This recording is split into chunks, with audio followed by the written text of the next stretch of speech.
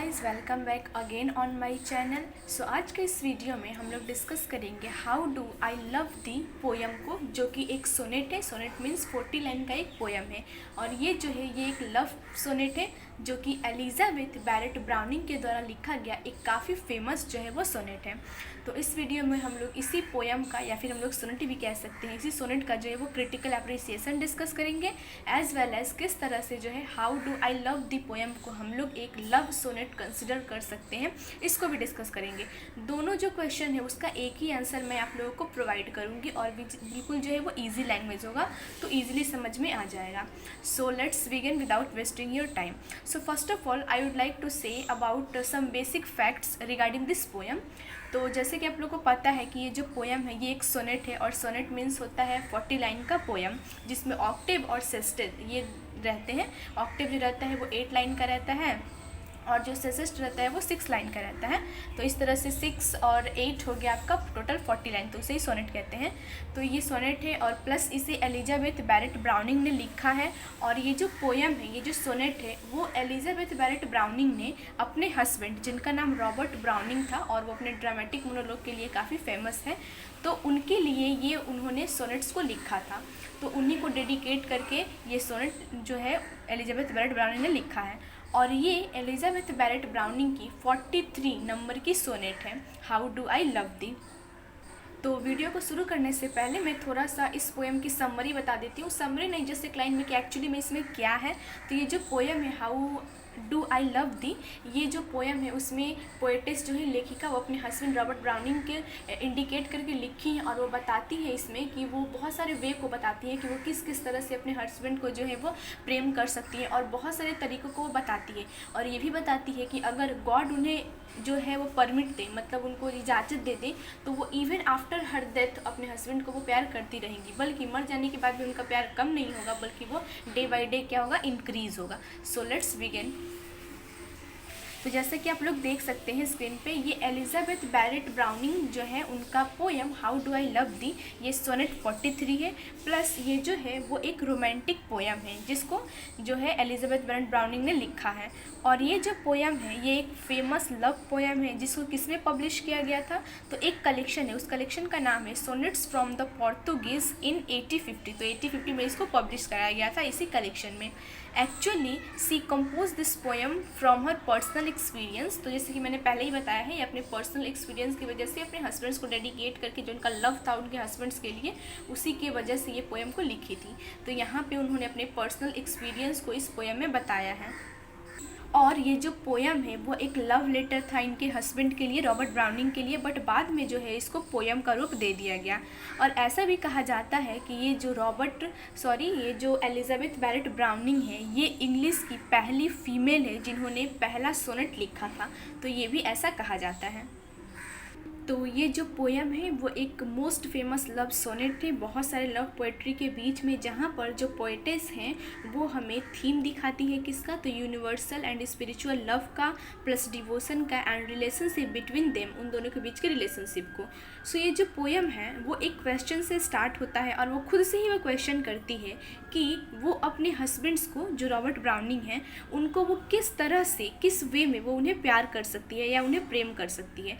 और फिर वो खुद ही उस क्वेश्चन का आंसर भी देती है और कहती है कि उनके पास बहुत सारे रास्ते हैं, वेरियस वे हैं उनके हस्बैंड्स को प्यार करने का। यहाँ पे जो स्पीकर है वो अपने हस्बैंड्स रॉबर्ट ब्राउनिंग को एड्रेस करती हैं और कहती हैं कि जो उनके हस्बैंड हैं वो उनको प्यार करने का, उनको लव करने का इनके पास बहुत सारा रीज़न है। तो फर्स्ट ऑफ ऑल जो लेखिका हैं, जो कवित्री हैं, वो अपने लव को, जो उनका इंटेंसिटी है लव का अपने हस्बैंड के लिए, उसको किससे कंपेयर करती हैं, तो होल यूनिवर्स से कंपेयर करती है और कहती हैं कि जितना बड़ा यूनिवर्स है उतना ही उनका प्यार उनके हस्बैंड के लिए है। नेक्स्ट वो ये भी क्लेम करती हैं कि जो उनका लव है वो जो है वो काफ़ी एक लंबी रेंज तक में फैला हुआ है, जितना कि उनका जो सोल है, जहाँ तक उनकी आत्मा पहुँच सकती है वहाँ तक वो अपने हस्बैंड्स को जो है वो लव करती हैं और अपने हस्बैंड को वो प्यार करती हैं। फिर वो अपना जो सेल्फलेस लव है, मतलब वो अपने जो है बिल्कुल सेल्फलेस होकर के उनसे लव करती है, उनसे अपने हस्बैंड से कोई जो है वो एक उम्मीद नहीं करती है, एक्सेप्ट नहीं करती है कि वो उन्हें जो है वो कुछ देंगे, या फिर वो आशा नहीं करती है कि उनके हस्बैंड से उनको बैक में कुछ मिलेगा। ऐसा वो बिल्कुल सेल्फलेस उनसे लव करती हैं।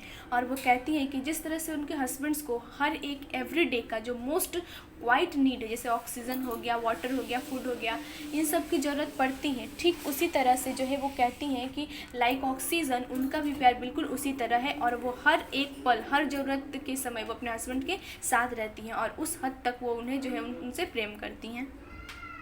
वो उनसे जीवन के हर एक कण के समान वो प्यार करती है, चाहे वो ब्रीथ हो, चाहे वो स्माइल हो, या फिर टीयर्स हो। वो हर एक सिचुएशन में वो अपने हस्बैंड्स को जो है वो प्यार करना चाहती हैं, या फिर प्यार करती हैं, चाहे वो दुख आए, उनके पास तकलीफ़ आए, चाहे वो हैप्पी मोमेंट में रहे, जब वो सांस ले, हर एक पल, हर एक मोमेंट, हर एक सेकेंड हम लोग कह सकते हैं, वो अपने हस्बैंड्स को जो है वो प्यार करती हैं, और वो जो है हर एक सेकेंड वो उनके साथ ही रहना चाहती हैं। और वो ये भी कहती हैं कि अगर बाई चांस उनका डेथ हो जाता है तो उस डेथ के बाद भी वो उनसे वैसे ही प्यार करेंगी जैसे वो अभी उनसे करती हैं। जो उनका पैसन है वो काफ़ी ज़्यादा इंटेंस है, काफ़ी ज़्यादा जो है वो पैशनेटली वो अपने हस्बैंड से लव करती हैं, और कहती हैं कि वो उनके बिना, मतलब वो उनके बिना नहीं बोलेंगे, वो उनको प्यार किए बिना वो नहीं रह सकती है। इतना वो हद तक वो अपने हस्बैंड रॉबर्ट ब्राउनिंग से लव करती हैं। और वो ये भी कहती हैं कि अगर मरने के बाद भी अगर भगवान उन्हें परमिट देते हैं, मतलब उन्हें जो है इजाज़त देते हैं, तो वो अपने हस्बैंड को प्यार करती रहेगी, और इवन बहुत ज़्यादा मात्रा में करेगी। और जो लेखिका है वो भी ये भी कहती हैं, मतलब जो कवित्री है, कि जिस तरह से वो रिलीजियस में, फेथ में वो विश्वास करती हैं, वो उनके लाइफ का एक हिस्सा है, ठीक उसी तरह से जो उनके हस्बैंड का प्यार है वो भी उनके लिए उनके लाइफ का एक हिस्सा है, और वो दोनों को बिल्कुल इक्वली देखती हैं। और इसीलिए जो उनका प्यार है वो बिल्कुल स्पिरिचुअल बन जाता है और इनफाइनाइट बन जाता है, मतलब अनंत तक वो अपने हस्बैंड को जो है ऐसे ही प्यार करते रहना चाहती है।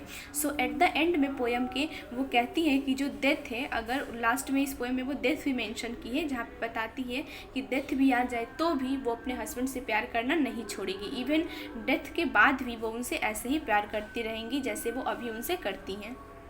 सो इस तरह से जो डेथ है, इस पोएम में जो डेथ का यूज़ किया गया है वो एक लेंथ और ड्यूरेबिलिटी को जो है वो दिखाने के लिए किया गया है दोनों के रिलेशनशिप में।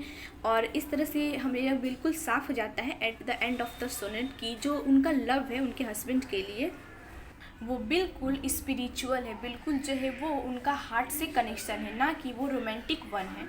सो इस तरह से इसमें एक और भी फैक्ट है कि ये जो एलिजाबेथ बैरेट ब्राउनिंग है वो अपने हस्बैंड से कभी मिली नहीं थी, बल्कि इनका लॉन्ग डिस्टेंस रिलेशनशिप था, और इस तरह से पोएट के थ्रू अपने लव को एक्सप्रेस करती है अपने फ्यूचर हस्बैंड्स के लिए, मतलब रॉबर्ट ब्राउनिंग के लिए।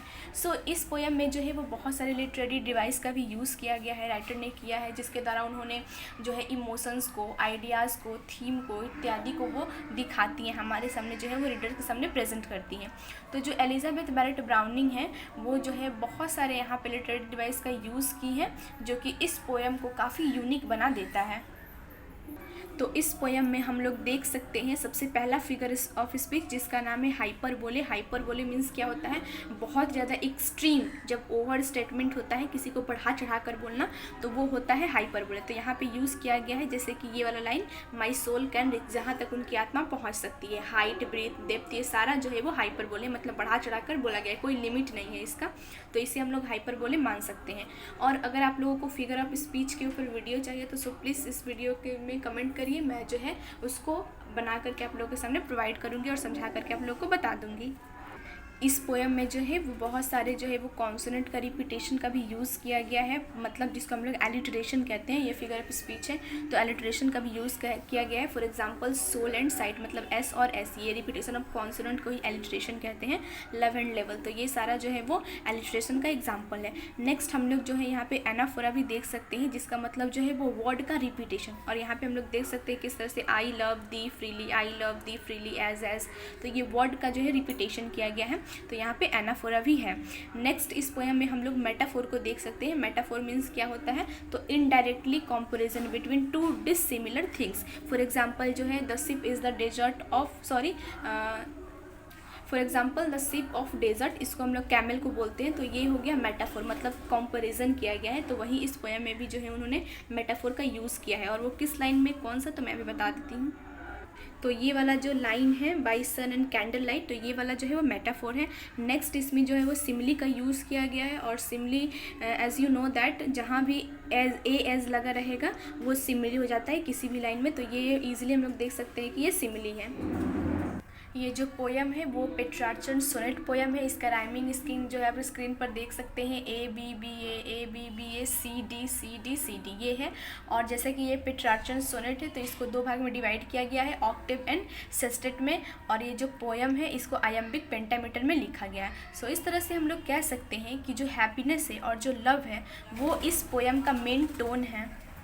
और जो लेखिका का जो लव है उनके हस्बैंड के लिए, जो उनका पैसन है, इंटेंसिटी है जो अपने हस्बैंड के लिए, वो भी काफ़ी यूनिक है और इजीली हम लोग इस पोएम में देख सकते हैं।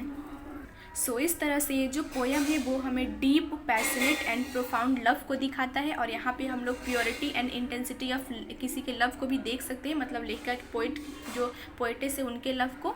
सो इस तरह से हम लोग कह सकते हैं कि ये जो पोएम है वो एक लव पोएम है और रियली अप्रिशिएबल है, जहाँ पे वो हर एक कीमत पे अपने हस्बैंड से जो है वो लव करना चाहती है। सो आई होप आप लोगों को जो है आंसर समझ में आ गया होगा। Please like and subscribe my channel for next video. अगर किसी क्वेश्चन का आंसर चाहिए सो प्लीज़ कमेंट में, मैं उसको जो है प्रोवाइड करने की कोशिश करूँगी। Thank you.